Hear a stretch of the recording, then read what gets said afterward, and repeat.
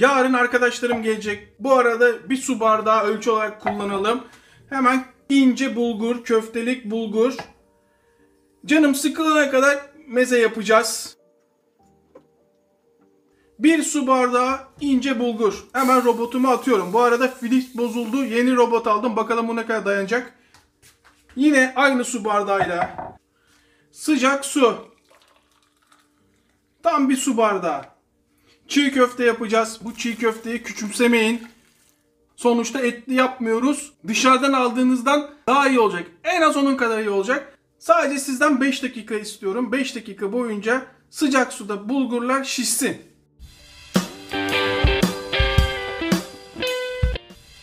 Beş dakika sonra 1 yemek kaşığı biber salçası, 1 yemek kaşığı domates salçası, 1,5 çay kaşığı tuz, 1 çay kaşığı kimyon, yarım çay kaşığı karabiber, 2 çay kaşığı kırmızı pul biber, isot tamamen sizin isteğinize bağlı, 2 çay kaşığı isot, 2 sarımsak, sarımsakları şöyle 3'e 4'e bölerek, nar ekşisi 1, 2,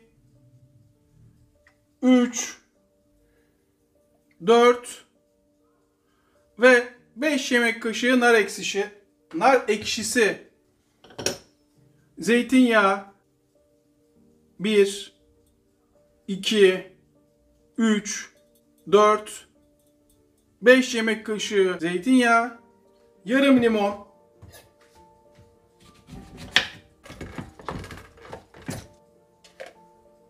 yarım limon, 2 çay kaşığı isot atmıştım. Isot çok fazla sevmeyenler olabilir ama ben şu anda kendim için damak tadıma göre yapıyorum. 2, 3, 4, dolu dolu 6 çay kaşığı isot.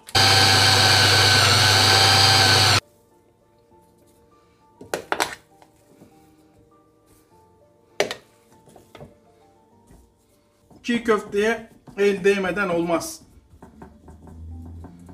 Hemen bir streçle kapatalım.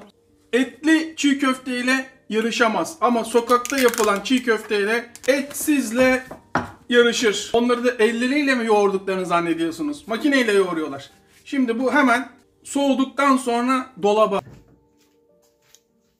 Yarım saat beklemesi yeterli. Sadece yarım saat beklemeniz yeterli. Nasıl sert görüyor musunuz? Nasıl kendini bulmuş. Görüyorsunuz değil mi? O ilk sefer gibi yumuşak değil. Şimdi hemen biraz zeytinyağı, ufak bir numara.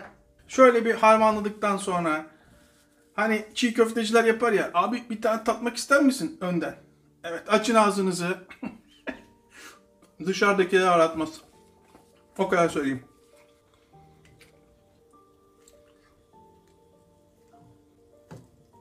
Bir su bardağı bulgurdan 2, 4, 5, 7, 9, 11, 3 tane de ben hesap 14 sıkım çiğ köfte çıktı. Limonlayalım.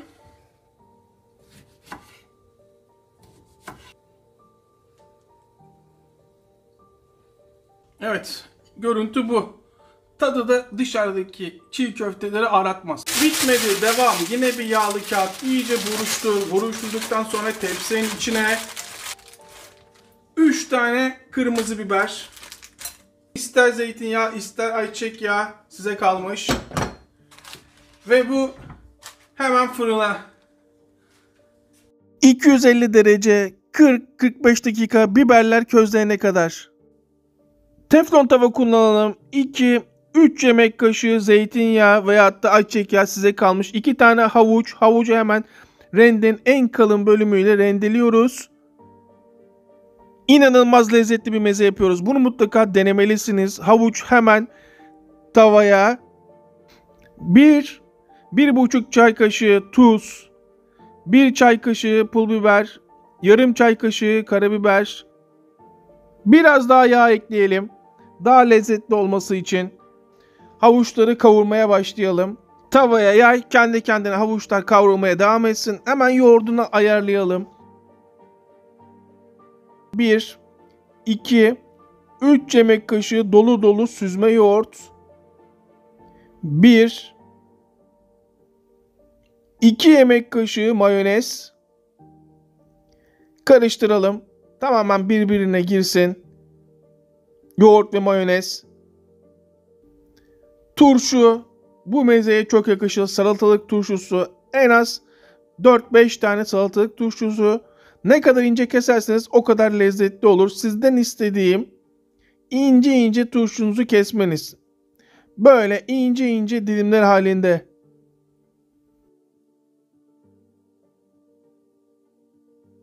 Havucu kontrol edelim bu arada. Yakmayalım.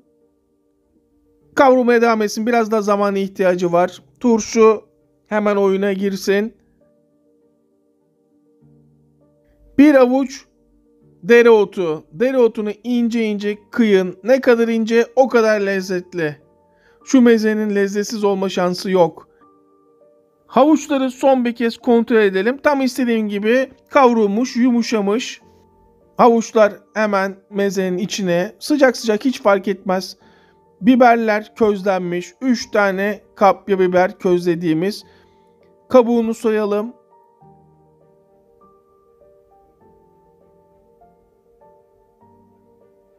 Çekirdekleri fazlasını ayırın. Yalnız içinde kalan taneleri hiç dert etmiyorum. Onlar lezzet verecek.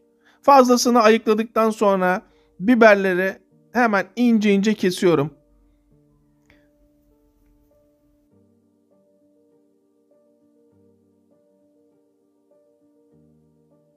Mısır her zamanki gibi fiyat performans olarak bu marka 2 yemek kaşığı haşlanmış mısır. Artık karıştıralım.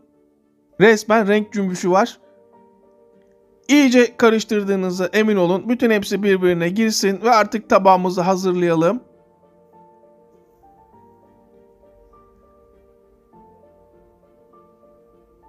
Biraz zeytinyağı lezzetlendirmek için. Üstüne mısır koyalım. Görseli güzel olsun. Dereotu.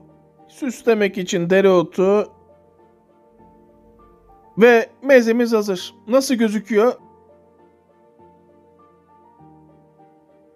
Bir acılı ezme yapalım. Her zaman işe yarar. Pratik acılı ezme. Bir tane orta boy soğan. Orta boy soğanı dörde bölün. Dörde böldüğünüzü bir daha ikiye bölün. Yani toplam 8 parçaya bölün. Hemen rondoya. Aynı kebapçılardaki acılı ezmenin aynısını yapacağız ama pratik şekilde yapacağız. Bir yeşil biber. Yeşil biberi şöyle önce ortadan ikiye. Şu içindeki fazla beyaz kısımları alın. Daha sonra şöyle gelişi güzel 3'e, 4'e, 5'e, 6'ya kafanıza göre ve direkt robotun içine bir tane kırmızı biber yine ortadan ikiye bölelim. Ve şu içindeki şu beyaz bölümleri alıyorum yalnız. Almasanız da olur ama böyle lezzetli yemek istiyorsanız içini muhakkak alın. Şöyle 7-8 parçaya böldükten sonra rondom rahat çalışsın diye. Toplam ben 5 tane küçük domates kullanıyorum. Büyük domatesim olmadığı için. Eğer büyük domatesiniz varsa 3 tane büyük domates yeterli olur. Hemen domatesleri 4'e bölüyorum. Kabuğuyla birlikte. 2'ye böldüğünü tekrar 2'ye böl. Toplam 4'e böl. Hemen robotun içine.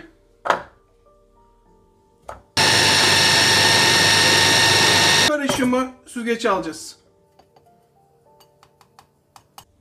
Hemen süzgeci alıyoruz ve 15-20 dakika boyunca suyunun akmasını bekliyoruz. Tam yarım saat oldu. İyice suyu aktı. Hatta daha çok bekletebilirsiniz zamanınız varsa. Çıkan suya bakar mısınız?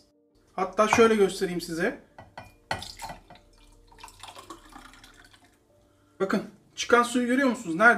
Neredeyse bir bardak su. Hemen şu kabı kullanalım. Vefalı'nın gönderdiği biber salçası ev yapımı. Uzun süredir Vefalı'nın sesi çıkmıyor. Umarım iyidir. 1 yemek kaşığı biber salçası. Acı biber salçası bu. İsteyen tatlı da kullanabilir. Tamamen sizin isteğinize kalmış durumda. 1 yemek kaşığı domates salçası. Daha önce söylemiştim, isteyen bu markayı kullanabilir. Yarım demet maydanoz. Sadece yaprakları yalnız. Burada yarım demet maydanoz var. Gözünüze az gelmesin. Hemen ince ince doğrayın. Şimdi saat 1'i geçtiği için fazla varmıyorum. Biliyorsunuz üst komşu fazla tantana yapmaya başlamıştı. Bir gün aşağıya kavga etmeye gelmiş. Biz de arkadaşlarla birlikte yiyoruz, içiyoruz. Bunu da aldık. Bu da katıldı. Hatta karısı geldi böyle endişeli endişeli. Ne oldu, aşağı indi? 1 saati geçti. Ses seda çıkmıyor. Dedik abla hiç korkma. Bir şey yok. Yiyoruz, içiyoruz. İhsan etti kocasına. Ve hemen bir demet maydanoz oyuna. Yani anlayacağız, üst komşu da bizden artık. 2 çay kaşığı pul biber. 2 çay kaşığı kuru nane. 2 çay kaşığı kuru nane. 1,5 çay kaşığı tuz. 2 çay kaşığı sumak. 2 yemek kaşığı nar ekşisi. 2 yemek kaşığı nar ekşisi. 3 yemek kaşığı zeytinyağı. 3 yemek kaşığı zeytinyağı. Ve hemen karıştır. Kıvamını görüyor musunuz? Hiç altında fazla suyu yok. Suyunu mutlaka akıtmalısınız. Yoksa yaptığınız bütün her şey boşuna gider. Şimdi hemen bir tabağımızı hazırlayalım.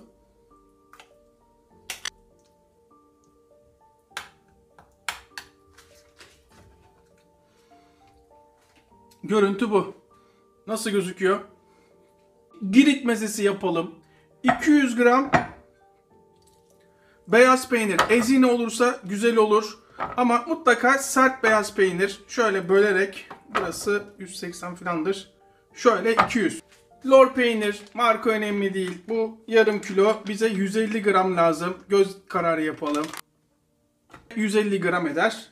Herkesin avucunun yarısı kadar nane. Yalnız nanelerin sadece yapraklarını istiyorum. Saplarını istemiyorum ona göre. Sadece yaprakları. Çok fazla nane kullanırsanız ve dereotu kullanırsanız çok yeşil olur. Onu istemiyoruz. Pratik yapsak bile. 1 avuç dereotu. 2 yemek kaşığı Antep fıstığı. Zeytinyağı 1, 2, 3, 4 yemek kaşığı zeytinyağı. 2 çay kaşığı pul biber. Şöyle bir tadına bakıyorum. Çünkü peynir tuzlu olabilir. Peynirin tuzsuz olduğuna karar verdikten sonra 1 çay kaşığı tuz. 2 yemek kaşığı da zeytinyağı. İmkanı olan daha fazla şan fıstığı da atabilir ama o zaman çok pahalıya gelir mezeniz. Kaşığa yapışmıyor ama hemen akmıyor da. Görüyor musunuz? Kıvamı görüyorsunuz değil mi?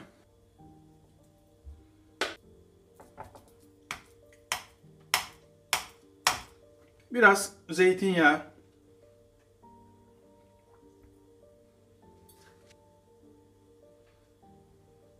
Zeytinyağının toplandığı yerlere biraz kekik.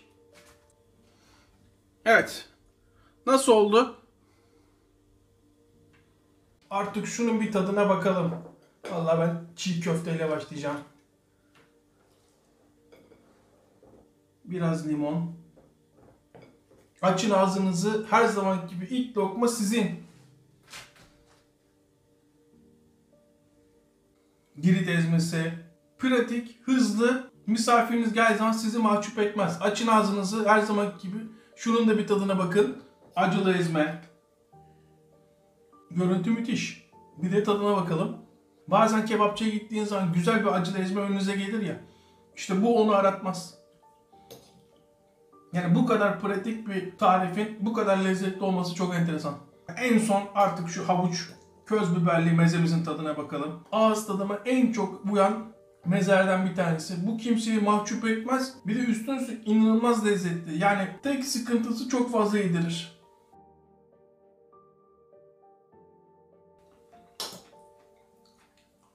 Şov. Bundan 2 ay önce Bandırma'ya gittim. Bandırma'da bir otelde kalıyorum. Üst katta eğlence varmış. Restoranda çıktık. İçecek bir şeyler söyledim. Meze olarak Amerikan salatası var dediler. Köz patlıcan salatası var dediler. Haydari var dediler. Birkaç bir şey daha saydılar. 4-5 tane meze söyledim. Hepsi ama hepsi marketten hazır alınmış mezeleri getirdiler. Ya hiç meze yapamıyorsanız, restoran işletiyorsunuz, bari şöyle yapın. Ya şunların tadına bakanlar memnun kalmama şansı yok. Hala izleyip abone olmayanlar var. Olmayın bakalım, olmayın. Nereye kalmayacaksınız? Eninde sonunda her canlı bu kanala abone olacak ama direniyorsunuz. Hepinize sağlık. Tekrardan herkese selamlar. Şu fena şu. Şu fena.